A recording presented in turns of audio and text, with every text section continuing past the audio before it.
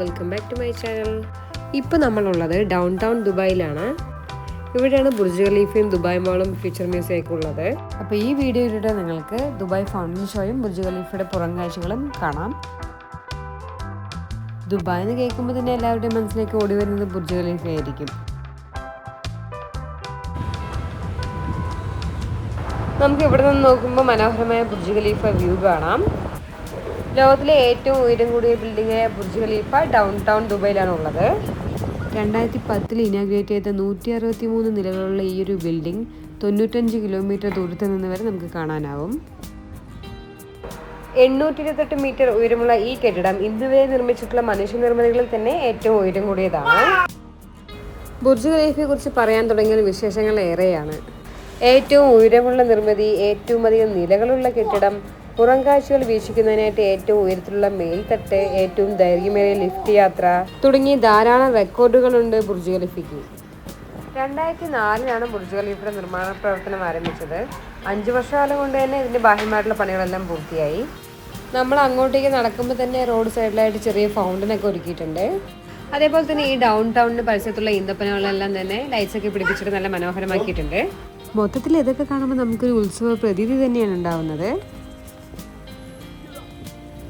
നമുക്ക് ദുബായ് മാളിൻ്റെ അകത്തുകൂടി കയറിയിട്ട് വേണം ദുബായ് ഫൗണ്ടനിലേക്ക് എത്താൻ. ബുർജ് ഖലീഫയുടെ യഥാർത്ഥ ഉടമ UAE ആസ്ഥാനമായി പ്രവർത്തിക്കുന്ന റിയൽ എസ്റ്റേറ്റ് കമ്പനിയായ MR പ്രോപ്പർട്ടീസ് ആണ്.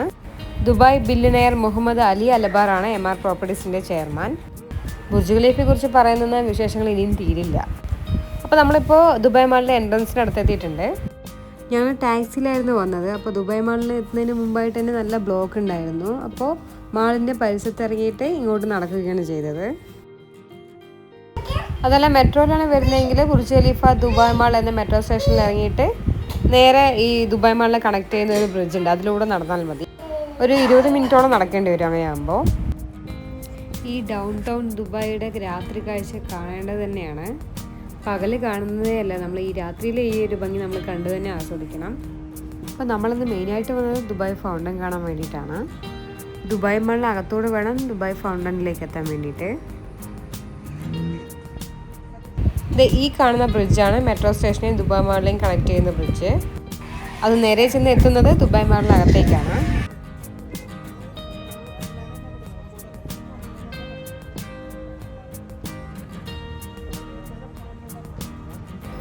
ഞങ്ങൾ അകത്ത് കയറി. ഇനിയിപ്പോൾ ഫൗണ്ടൻ്റെ അടുത്തേക്ക് പോകണം.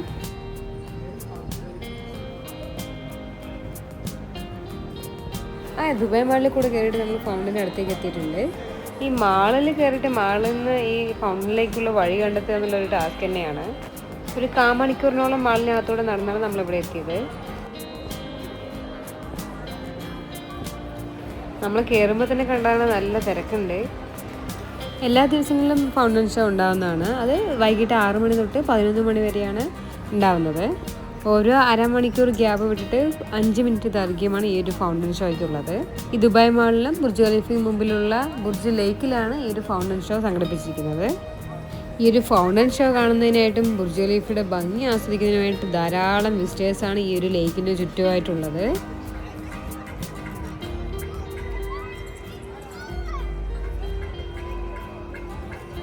നമ്മൾ കയറിയ ഭാഗത്ത് നല്ല തിരക്കുണ്ടായിരുന്നു.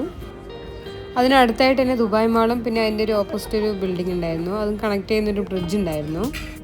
ബ്രിഡ്ജിലൂടെ കയറിയിട്ട് നമുക്ക് ആ ഒരു സൈഡ് പോയി നിൽക്കാമെന്ന് വിചാരിച്ചു. ലക്ഷക്കണക്കിന് വിസിറ്റേഴ്സാണ് ബുർജ് ഖലീഫ കാണാനായിട്ട് അതിൻ്റെ മുമ്പിലുള്ള ഫൗണ്ടൻ ഷോ കാണാനായിട്ട് ദിനംതോറും വന്നുകൊണ്ടിരിക്കുന്നത്. ഈ ഒരു തിരക്കാണെങ്കിൽ തന്നെ നമുക്ക് മനസ്സിലാകും. ഇവിടെയുള്ള മിക്ക ബിൽഡിങ്സും MR പ്രോപ്പർട്ടീസ്. അത് നമുക്കിവിടെ നോക്കുമ്പോൾ തന്നെ അറിയാൻ പറ്റും. മിക്ക ബിൽഡിങ്സിൻ്റെ മുകളിലും ഈ MR എന്നുള്ളൊരു എഴുത്ത് കാണാൻ പറ്റും.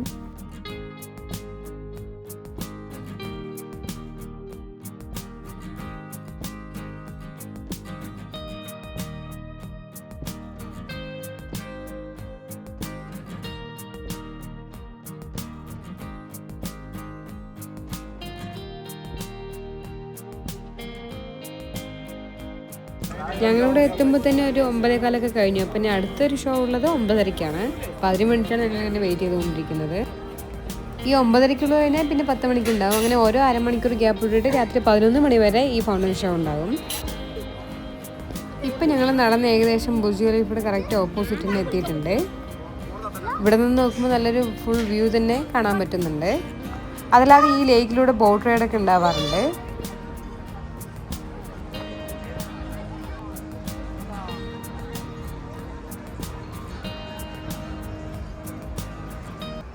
ഇപ്പോൾ സമയം 9:30 ആയിട്ടുണ്ട്. ഇപ്പോൾ ഫൗണ്ടൻ ഷോ തുടങ്ങാറായിട്ടുണ്ട്. നമുക്കിനി കാണാം.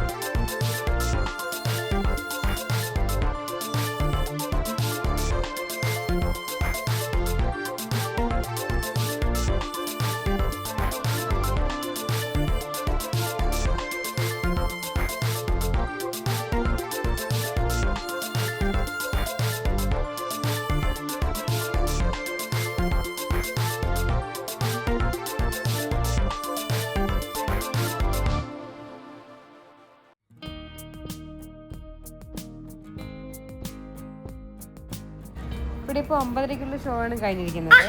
ഇനിയിപ്പോൾ അടുത്തൊരു 10 മണിക്ക് കൂടി ഉണ്ട്. അപ്പോൾ അതുകൊണ്ട് നമുക്ക് കണ്ടിട്ട് പോകാമെന്ന് വിചാരിച്ചു. ഈ കാണുന്ന ബിൽഡിങ്ങാണ് സൂക്കൽ ബഹർ. അപ്പോൾ അതിനകത്തൊരു ടൈം ഔട്ട് മാർക്കറ്റ് എന്ന് പറഞ്ഞിട്ടൊരു കുറേ ഷോപ്പുകളൊക്കെ ഉള്ള ഏരിയ ഉണ്ട്. അപ്പോൾ നമുക്ക് ഇതൊക്കെ കഴിഞ്ഞിട്ട് അവിടെയും കൂടെ ഒന്ന് കറങ്ങിയിട്ട് പോകാം. എല്ലാവരും വെയിറ്റിംഗ് ആണ് അടുത്തൊരു ഫൗണ്ടൻ ഷോയ്ക്ക് വേണ്ടിയിട്ട്.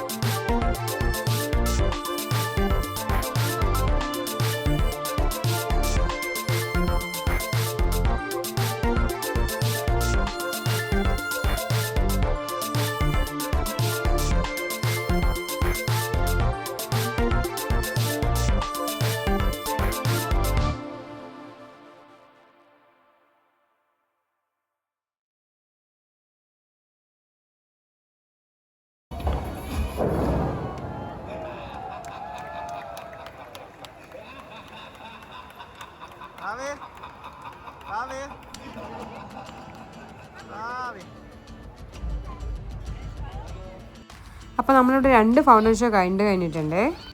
9:30 ഉണ്ടായിരുന്നു, 10 മണിക്കും ഉണ്ടായിരുന്നു. അപ്പോൾ നമ്മൾ രണ്ടും കണ്ടു കഴിഞ്ഞ് ഇനിയിപ്പോൾ ഇവിടെ നിന്ന് ഇറങ്ങുകയാണ്. അപ്പോൾ ദുബായ് വരുന്ന ആരും ബുർജ് ഖലീഫയും ഈ ഫൗണ്ടൻ ഷോയും കാണാതെ പോവില്ല.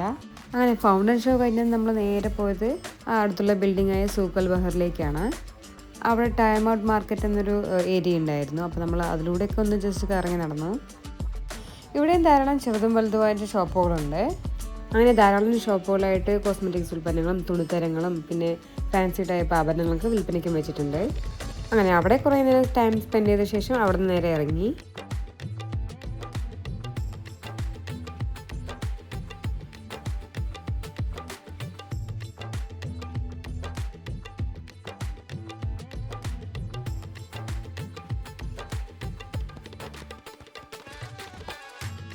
അപ്പോൾ കാഴ്ചകളൊക്കെ കണ്ട് നമ്മൾ ഇനി വീട്ടിലേക്ക് പോവാണ്. ഇപ്പോൾ തന്നെ സമയം ഏകദേശം ഒരു 11 മണിയൊക്കെ കഴിഞ്ഞിട്ടുണ്ട്. ഇവിടെയൊക്കെ പിന്നെ രാത്രി പകൽ പോലെ ആയതുകൊണ്ട് ഇപ്പോൾ രാത്രി എത്ര വൈകിയാലും ഇവിടെ ഈ ഒരു ക്രൗഡ് ഇങ്ങനെ തന്നെ ഉണ്ടാവും.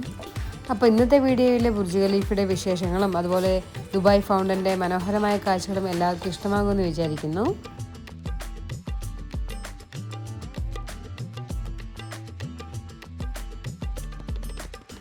നമ്മൾ പോയിക്കൊണ്ടിരിക്കുമ്പോൾ തന്നെ ദൂരെ റൈറ്റ് സൈഡായിട്ടൊരു വൈറ്റ് കളറിൽ കാണുന്നത് കണ്ടോ, അതാണ് ദുബായ് ഫ്യൂച്ചർ മ്യൂസിയം.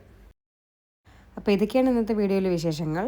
വീഡിയോ ഇഷ്ടമായാൽ നിങ്ങളുടെ വിലപ്പെട്ട അഭിപ്രായങ്ങളും നിർദ്ദേശങ്ങളും കമൻറ്റ് ബോക്സിൽ അറിയിക്കുക. അടുത്തൊരു വീഡിയോയുമായി വീണ്ടും വരാം. Thanks for watching.